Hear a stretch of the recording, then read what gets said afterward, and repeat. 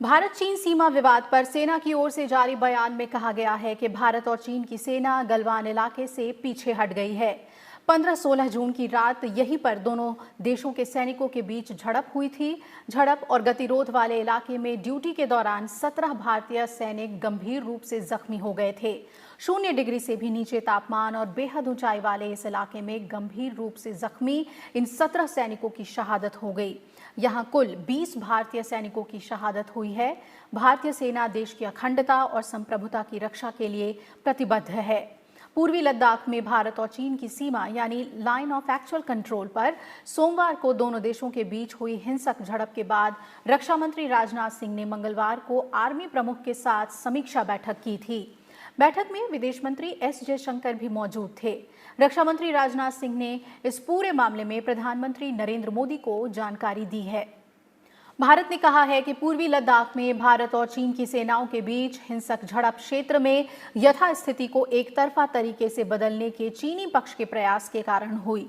विदेश मंत्रालय ने कहा कि पहले शीर्ष स्तर पर जो सहमति बनी थी, अगर चीनी पक्ष ने गंभीरता से उसका पालन किया होता तो दोनों पक्षों की ओर जो हताहत हुए हैं उससे बचा जा सकता था। विदेश मंत्रालय ने कहा है कि भारत और चीन सैन्य और राजनयिक संवाद के जरिए पूर्वी लद्दाख में सीमाई क्षेत्र में तनाव कम करने के लिए चर्चा कर रहे हैं और वरिष्ठ कमांडरों के बीच 6 जून को सार्थक बातचीत हुई थी। दोनों पक्ष तनाव दूर करने की प्रक्रिया को लेकर सहमत हुए थे। विदेश मंत्रालय ने कहा कि इसके बाद उच्च स्तर पर बनी सहमति के आधार पर फैसले को लागू करने के लिए समूह कमांडरों ने सिलसिलेवार बैठकें की। विदेश मंत्रालय के प्रवक्ता अनुराग श्रीवास्तव ने कहा कि हमें आशा थी कि ये सुगम तरीके से होगा, लेकिन चीनी पक्ष ने गलवान घाटी में वास्तविक नियंत्रण रेखा के संबंध में बनी सहमति का उल्लंघन किया। विदेश मंत्रालय के प्रवक्ता ने कहा कि सीमा प्रबंधन पर जिम्मेदाराना दृष्टिकोण जाहिर करते हुए भारत का स्पष्ट तौर पर मानना है कि हमारी सारी गतिविधियां हमेशा वास्तविक नियंत्रण रेखा के भारतीय हिस्से की तरफ हुई है और हम चीन से भी ऐसी ही उम्मीद करते हैं। भारत ने उम्मीद जताई है कि सीमाई इलाके में शांति बनाए रखने की जरूरत है और वार्ता के जरिए मतभेद दूर होने चाहिए।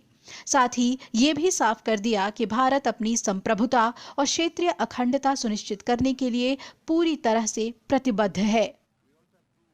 बीजेपी अध्यक्ष जगत प्रकाश नड्डा ने कहा है कि प्रधानमंत्री नरेंद्र मोदी के नेतृत्व में भारत की सीमाएं अखंड रहेंगी। उन्होंने चीन की सेना के साथ झड़प में शहीद जवानों को श्रद्धांजलि अर्पित करते हुए कहा कि देश की अखंडता और संप्रभुता के मुद्दे पर कोई समझौता नहीं किया जाएगा।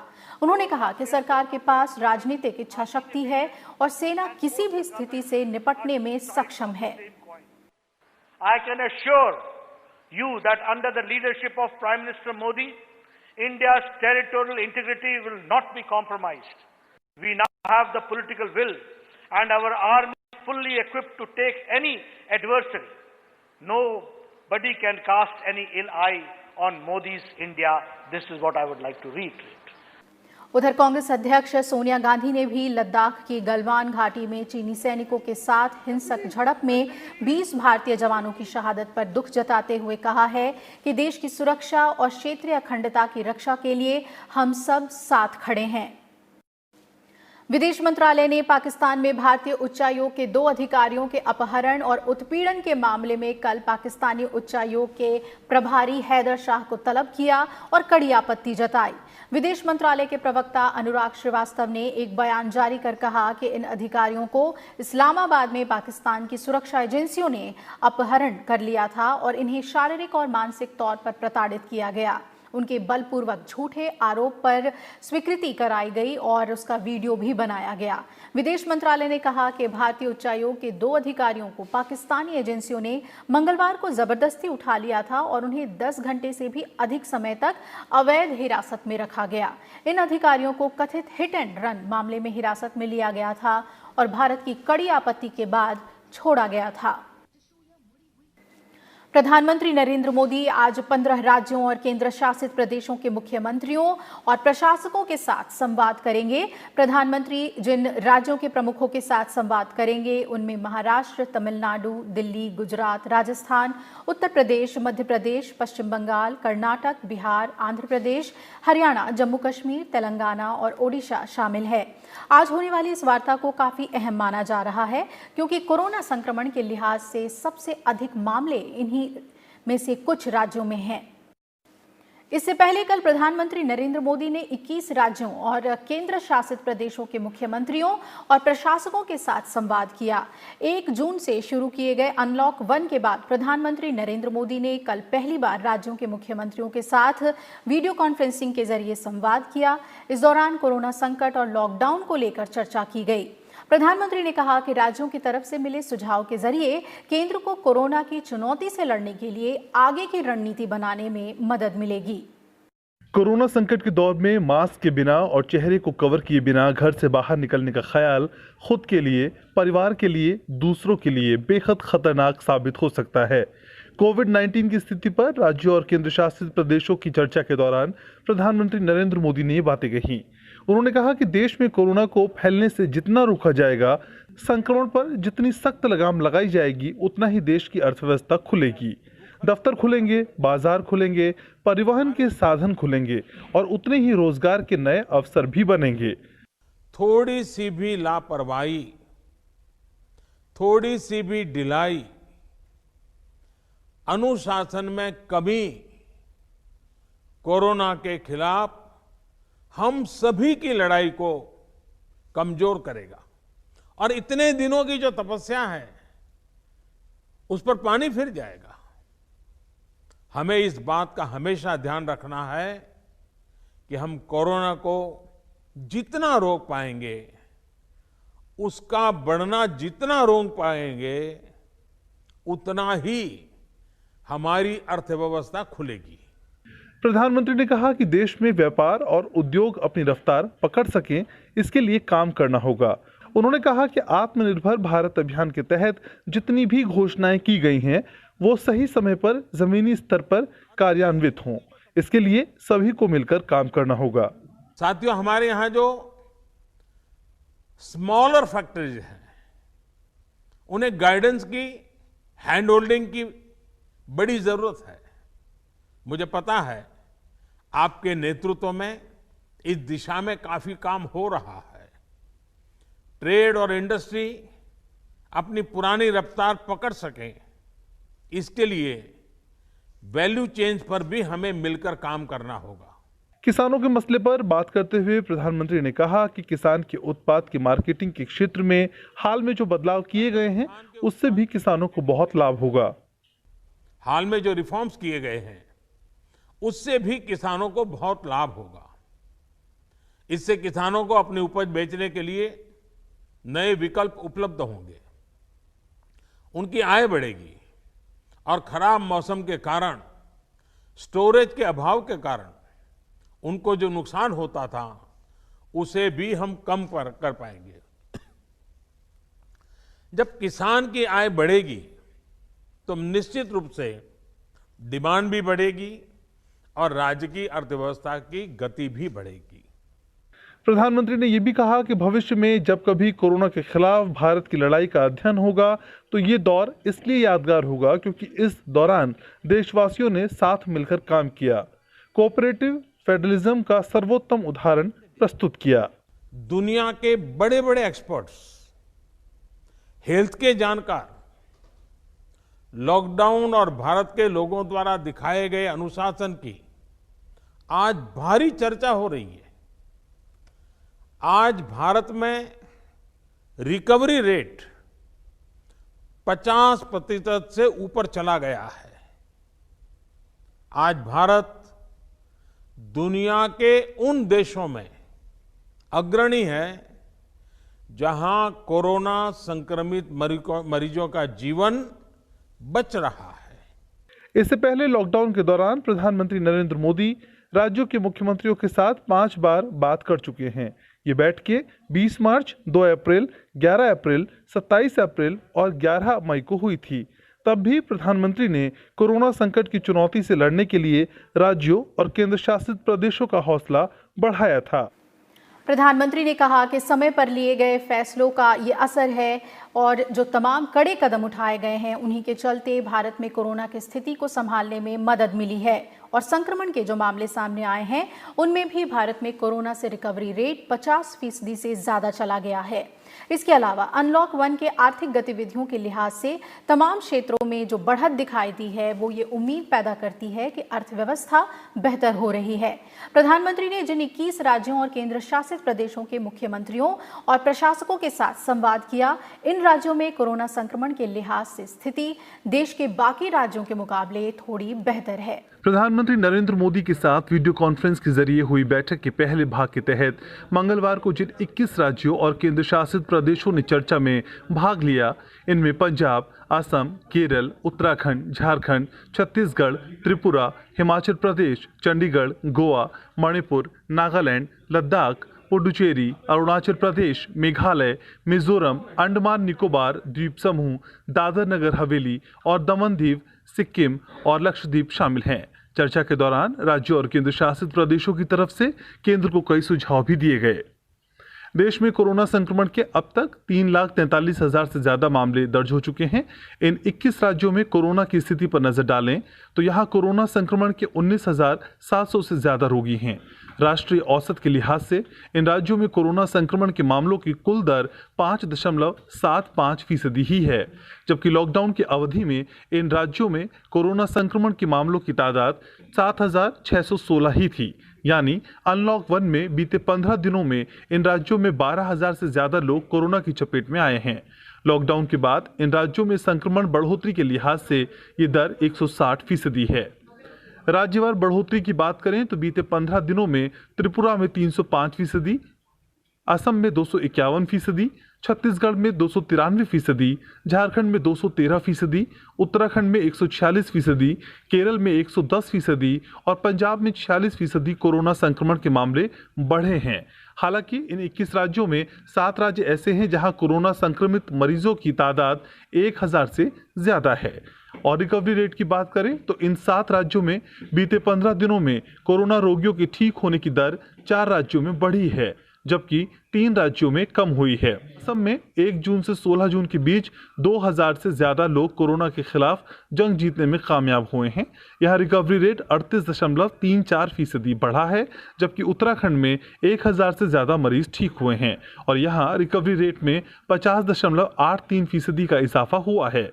वहीं छत्तीसगढ़ में भी 788 मरीज ठीक हुए हैं और रिकवरी रेट 27.86% बढ़ा है। झारखंड में भी करीब 650 लोग कोरोना से मुक्त हुए हैं और राज्य में रिकवरी रेट में 5.86% का इजाफा हुआ है, जबकि त्रिपुरा में बीते 15 दिनों में कोरोना संक्रमण की स्थिति बिगड़ी है। यहाँ रिकवरी रेट 24.31% कम हुआ है। वहीं पंजाब में कोरोना मरीजों के रिकवरी रेट में 13.31% और केरल में 1.39% की गिरावट आई है। इनमें लक्षद्वीप अकेला ऐसा केंद्र शासित प्रदेश है जहां कोरोना वायरस अभी तक दखल नहीं दे पाया है, यानी लक्षद्वीप में कोरोना का एक भी मामला सामने नहीं आया है। राज्यों के साथ प्रधानमंत्री के संवाद के दौरान मुख्यमंत्रियों ने कोरोना संकट के दौरान एकजुटता से मुकाबला करने के मुद्दे पर प्रधानमंत्री नरेंद्र मोदी के प्रति आभार जताया।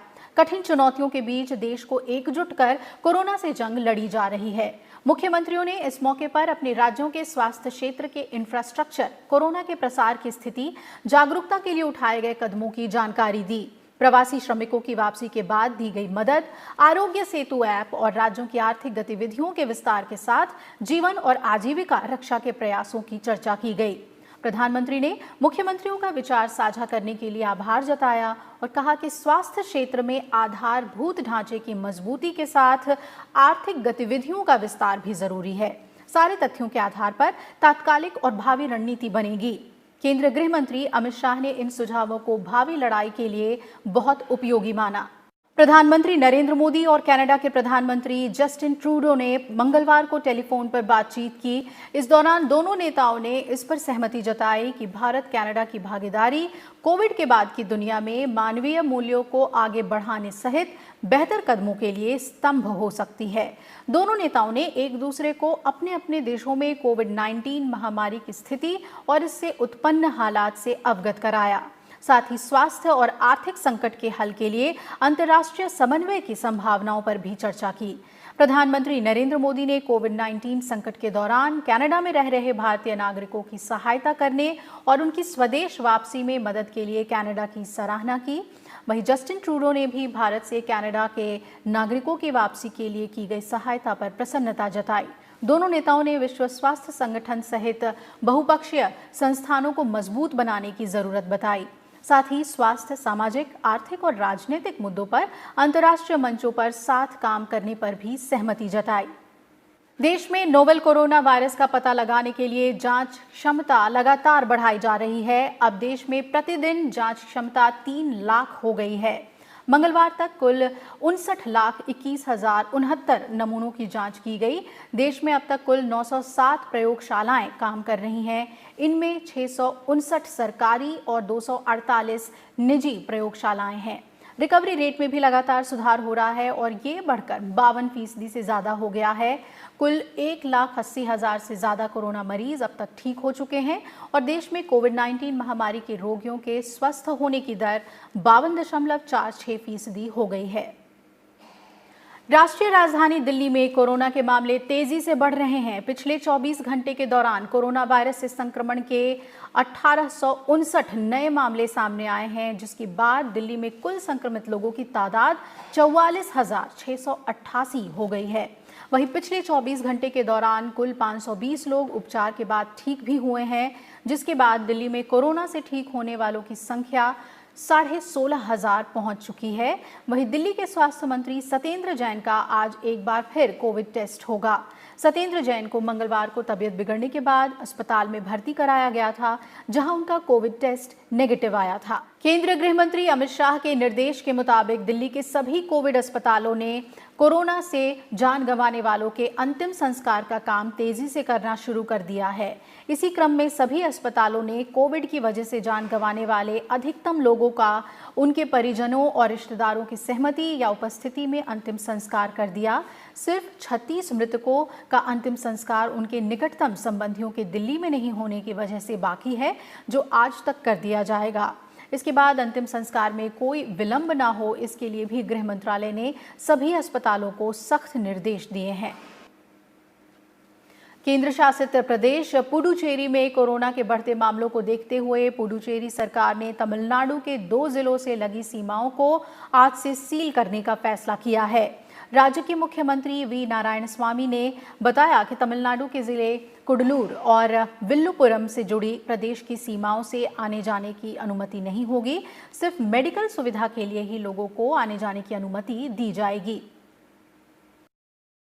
कोरोना महामारी से जूझ रही दुनिया के लिए अच्छी खबर सामने आई है। ब्रिटेन ने एक शोध के बाद काफी ज्यादा प्रयोग में आने वाली डेक्सामेथासोन नाम की दवा को कोविड के रोगियों के इलाज में इस्तेमाल करने की मंजूरी दे दी है।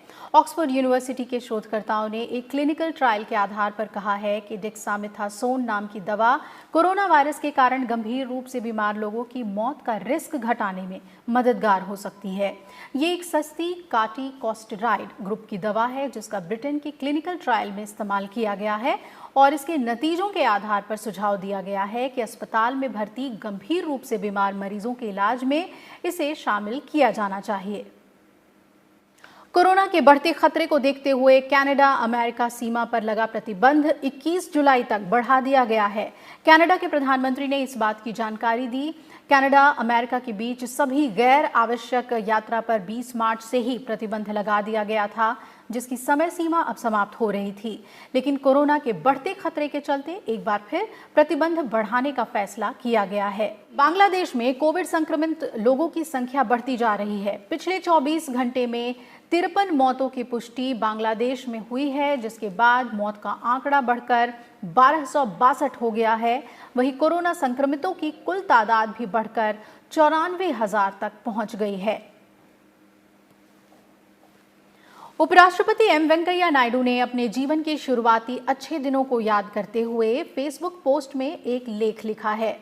The tide of life, the missing flavour के नाम से लिखे इस लेख में उपराष्ट्रपति ने कहा कि पहले लोग स्वस्थ जीवन शैली के चलते ज्यादा सुखी और संतुष्ट थे। कोरोना संकट के बीच उपराष्ट्रपति एम वेंकैया नायडू ने एक बार फिर स्वच्छता और आध्यात्मिक संक्रांति का संदेश दिया है। उपराष्ट्रपति ने अपने लेख में लिखा है कि स्वच्छता, सही भोजन करना, नियमित व्यायाम करना, प्रतिरक्षा को बढ़ावा देना, आध्यात्मिक संक्रांति जीवन यापन से जुड़ा हुआ है, जिसे कोरोना के समय में व्यापक लोकप्रियता हासिल हुई है। ये कोई नई खोज नहीं है। आधुनिक समय में ये एक लापता कड़ी है। उपराष्ट्रपति ने युवा अवस्था के दिनों को याद करते हुए लिखा कि पहले सूर्योदय से पहले जागना सबके लिए स्वर्णिम नियम था। भोजन में कई चीजें ऐसी होती थीं जो प्रतिरक्षा को बढ़ाती थी। खेतों में उगाई गई ताजी सब्जियां और फलों का सेवन किया जाता था। इमली, हल्दी, अदरक, लौंग, जीरा और अन्य मसाले दैनिक भोजन का एक हिस्सा थे, जो वायरस से लड़ने के लिए, प्रतिरक्षा बढ़ाने के लिए दवाओं के रूप में काम आते थे। तब दादी की जड़ी बूटियां और नुस्खे लोगों के काम आते थे। उपराष्ट्रपति ने गतिहीन आधुनिक जीवन की तुलना करते हुए लिखा कि तब लोग शाम को हरे भरे खेतों के बीच सुखद हवा का आनंद उठाते थे। तब बिजली और टेलीविजन नहीं था। लोग स्थानीय खेलकूद के अलावा शाम को खाने के बाद मंदिरों में भक्ति गीत गाते थे।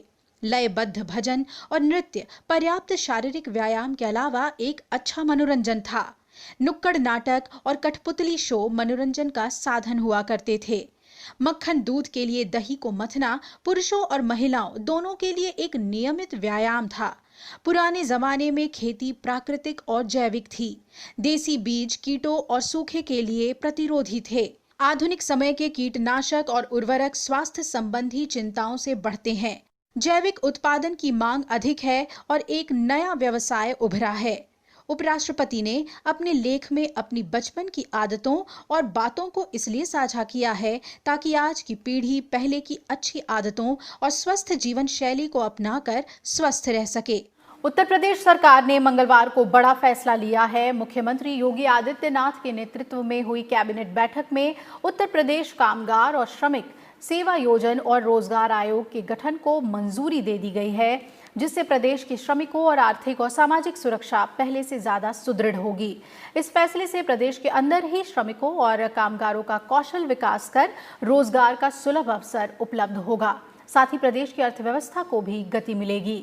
गठन के कुछ ही घंटों के भीतर इस आयोग ने मुख्यमंत्री आवास पर कल शाम बैठक की और प्रदेश के कामगारों और श्रमिकों के लिए नए अवसरों की तलाश पर चर्चा की। संयुक्त राष्ट्र सुरक्षा परिषद की 5 अस्थायी सीटों के लिए आज मतदान हो रहा है, जिसमें भारत का सदस्य चुना जाना तय है। भारत एशिया प्रशांत क्षेत्र से एकमात्र दावेदार है। भारत की उम्मीदवारी को 55 देशों का समर्थन प्राप्त है। भारत इससे पहले भी 7 बार सुरक्षा परिषद का अस्थायी सदस्य रह चुका है। वहीं पश्चिमी यूरोप से कनाडा, आयरलैंड और नॉर्वे के बीच 2 सीटों के लिए टक्कर होने की उम्मीद है। कोरोना संकट की वजह से संयुक्त राष्ट्र का कार्यालय पिछले 3 महीनों से बंद है, लेकिन अब महासभा ने कोरोना महामारी के प्रतिबंधों को ध्यान में रखते हुए नई मतदान व्यवस्था के तहत सुरक्षा परिषद का चुनाव कराने का फैसला लिया है।